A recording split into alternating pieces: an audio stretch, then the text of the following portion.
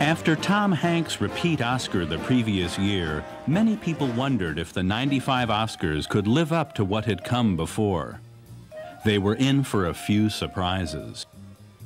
The buzz that year centered on a talking pig and yet another in the long line of matinee idols who have gone behind the camera to helm their dream picture.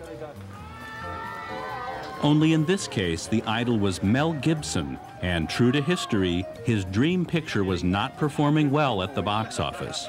It wouldn't matter. It's a kind of a, not daunting, but because I thought I could do it, but you approach it with some trepidation, and rightly so, because you don't want to mess it up. You want to tell it faithfully and true, because I think just reading the history, I kind of gained a reverence for this guy, just for his beliefs and the willingness, the uncompromising nature of him, and what he was willing to do for his freedom.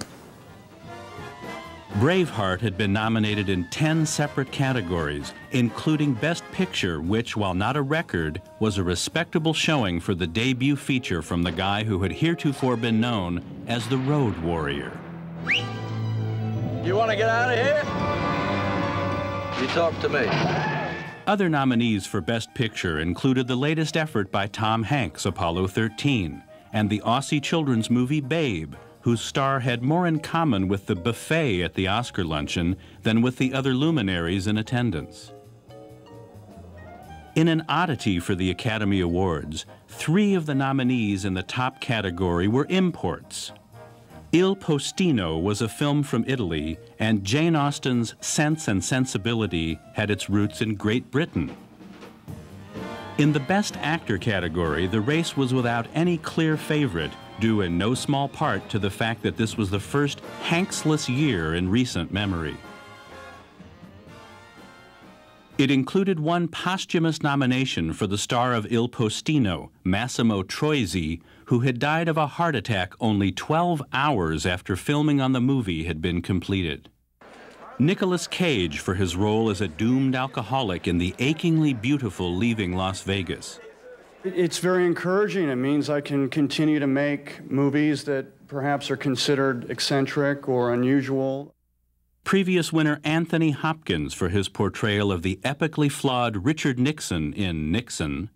Sean Penn grabbed his first ever nomination as death row inmate Matthew Poncelet in Dead Man Walking.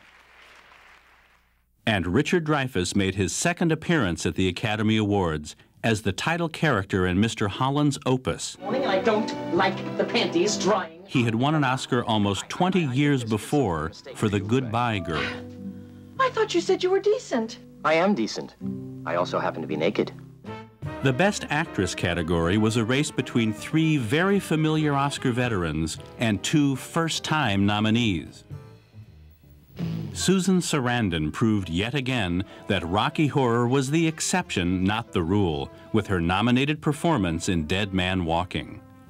Emma Thompson showed her versatility for Sense and Sensibility, managing to score 2 nominations for Best Actress and Best Adapted Screenplay. I won the boat. I won the boat. Academy favorite Meryl Streep earned her 10th nomination for The Bridges of Madison County. She was too shy of the record set by screen legend Katharine Hepburn in 1982 when she won her 4th statuette for On Golden Pond. You're my knight in shining armor. Don't you forget it. Streep had won 2 Academy Awards in the early 1980s. One for her role in Kramer vs. Kramer, and one for her portrayal of Karen Silkwood in Silkwood.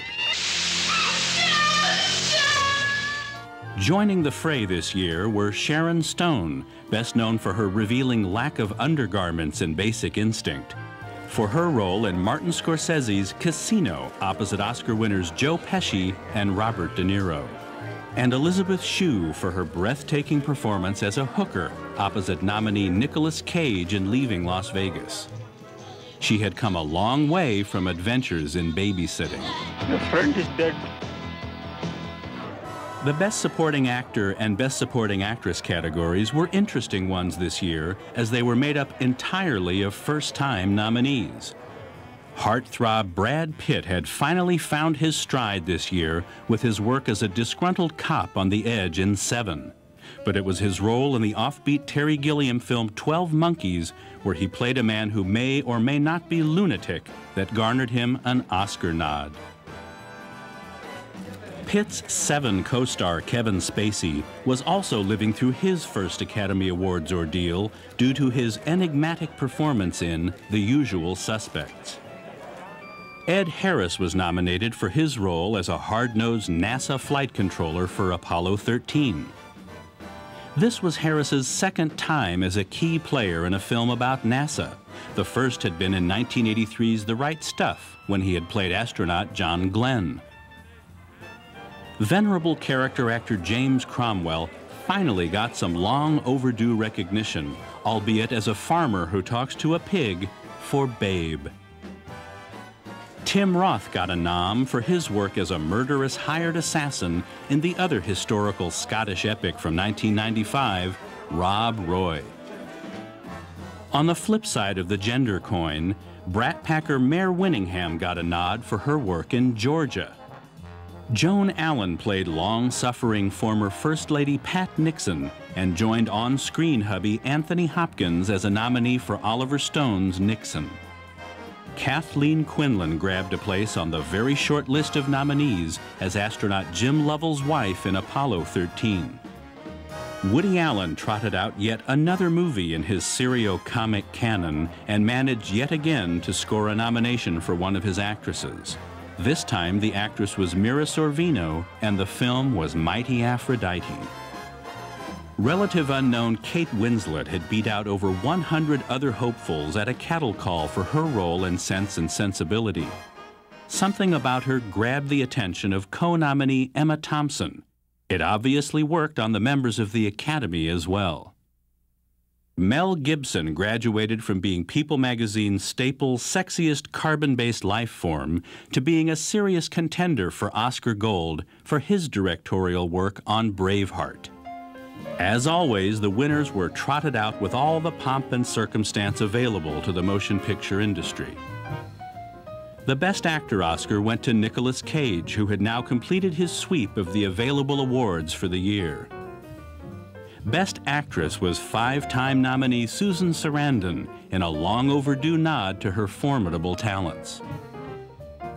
Mira Sorvino's father unleashed a torrent of joyous tears at the news that his daughter had taken the most coveted award in the industry for Best Supporting Actress. In a finish that shocked no one, Kevin Spacey took home his first Oscar that night for Best Supporting Actor. When the Best Director category came up, it was with bated breath that the world heard the news that Mel Gibson would be taking Oscar home that night. And in the biggest prize of all, Mel once again came up smelling like roses. Braveheart was now the best picture of the year. It did impressive business at the box office thereafter.